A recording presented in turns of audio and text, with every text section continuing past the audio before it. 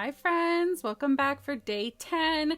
I can't believe we're here already of October Eve 2022.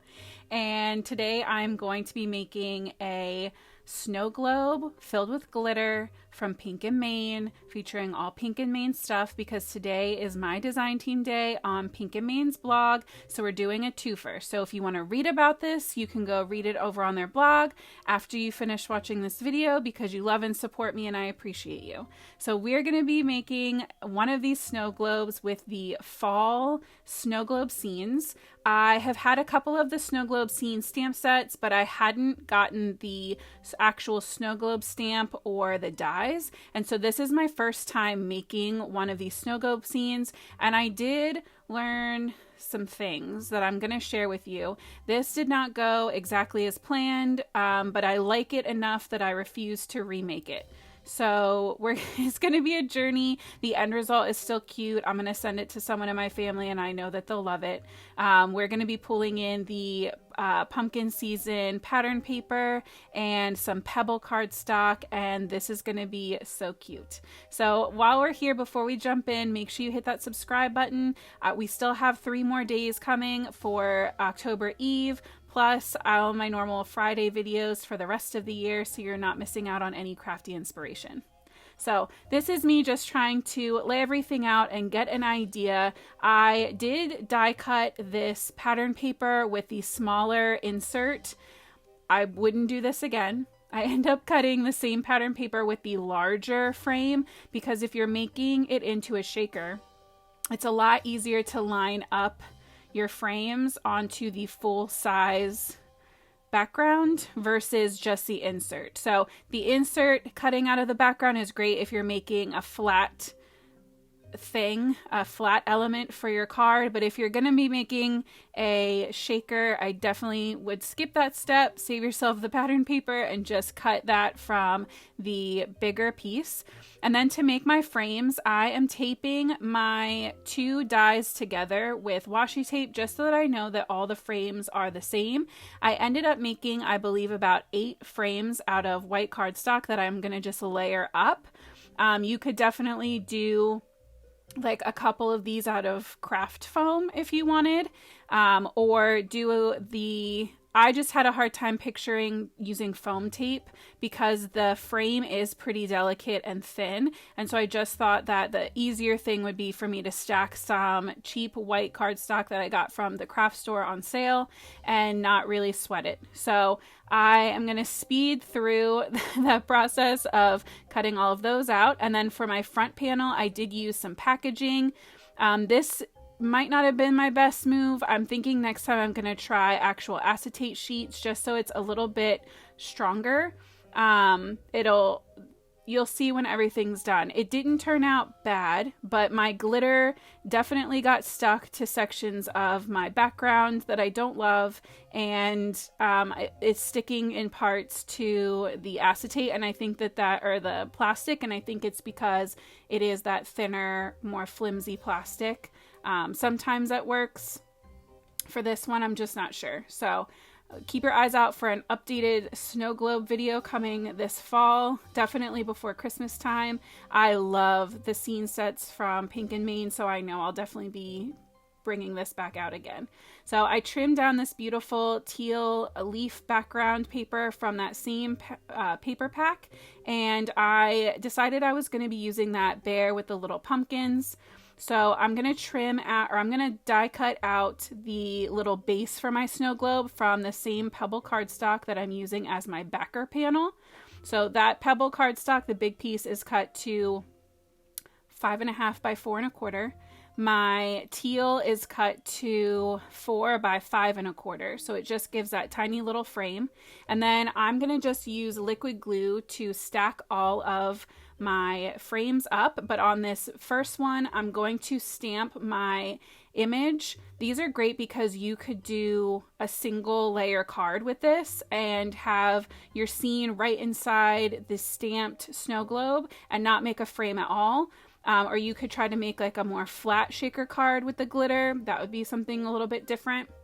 I love how you can customize this however you want, to really kind of make you know, so many different styles of cards. And then obviously all of the scenes can be used on their own, or in the snow globe. So and then the other nice thing is that once you have the snow globe and the dies, they work for all of the different snow globe scene stamp sets. So it's not like you have to purchase multiple different snow globes or anything like that. It's just the one set that goes with all these different seasons of snow globe scenes. So super cute. So I put the acetate on the back of the one that I stamped.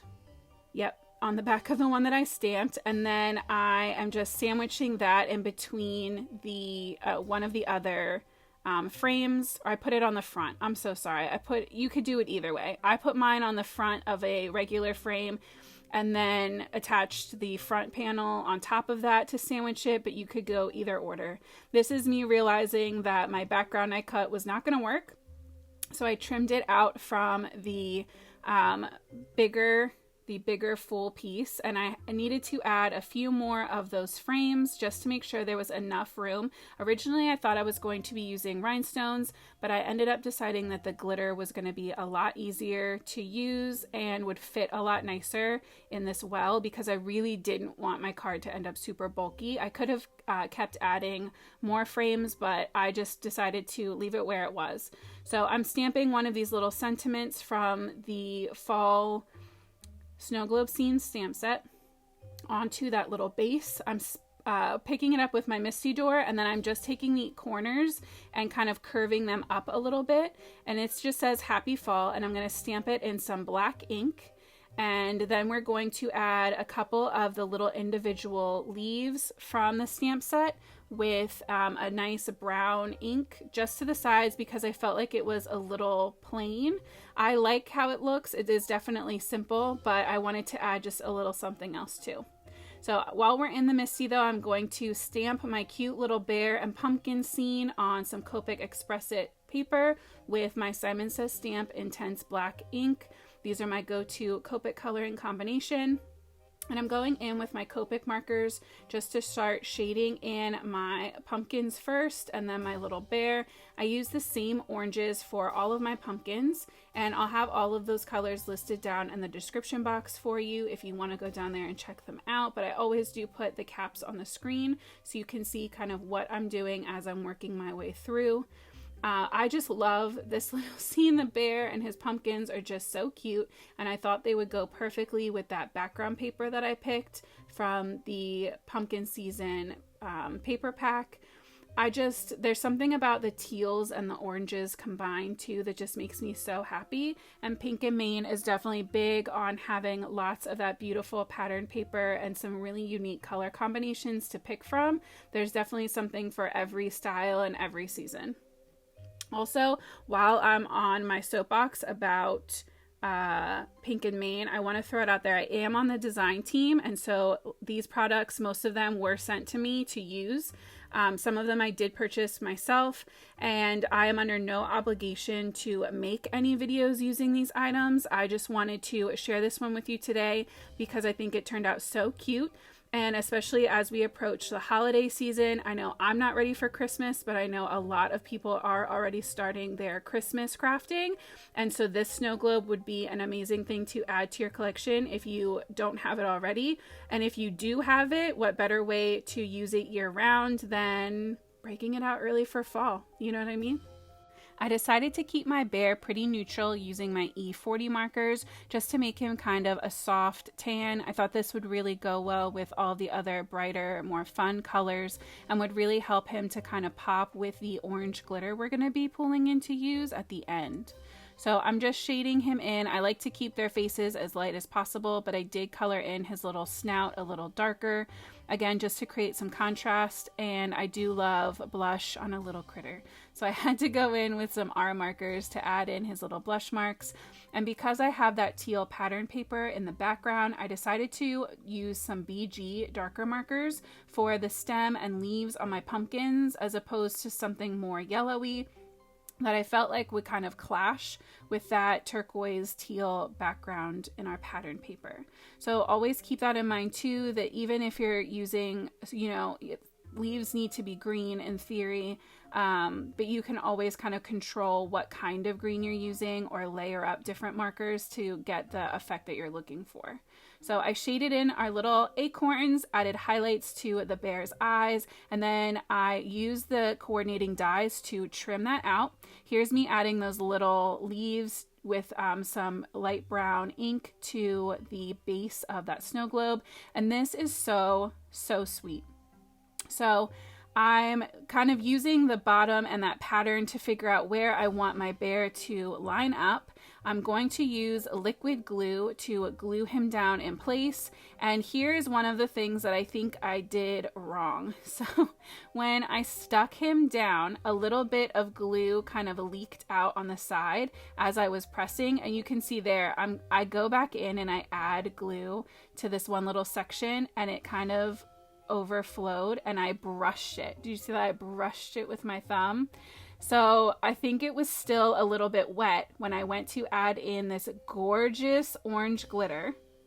It's gorgeous. The superfine glitter, tangerine superfine glitter from Pink and Main. It is stunning. But when I added it in and then used my liquid glue to glue everything down, some of it ends up sticking to that part on the background where I brushed with my thumb. And I'm kicking myself now. So I don't know if I should have just let it dry longer. If I had gone in with an anti-static powder tool, would that have done it to kind of take the tack off? So you can see it's up there. It looks so cute when you shake it around and then kind of shake it, tap it down so you reveal it. But you can see right over that little swirl, the glitter is kind of sticking. Again, it wasn't enough to make me start over or give up, but hindsight being 2020, I just wanted to let you know that if I could do it again, I would be more mindful of that liquid glue, and maybe I would just adhere it with tape runner, honestly, but also maybe run over the whole inside section with some anti-static powder just in case. You can see I'm trying to tap. It's not working. It's been a couple days. It's not going anywhere, but I still love it. I hope you try out one of these snow globe scenes, and if you do, make sure you tag me on Instagram. I am so grateful that you came to hang out with me today. I cannot wait to see you tomorrow, and as always, happy crafting.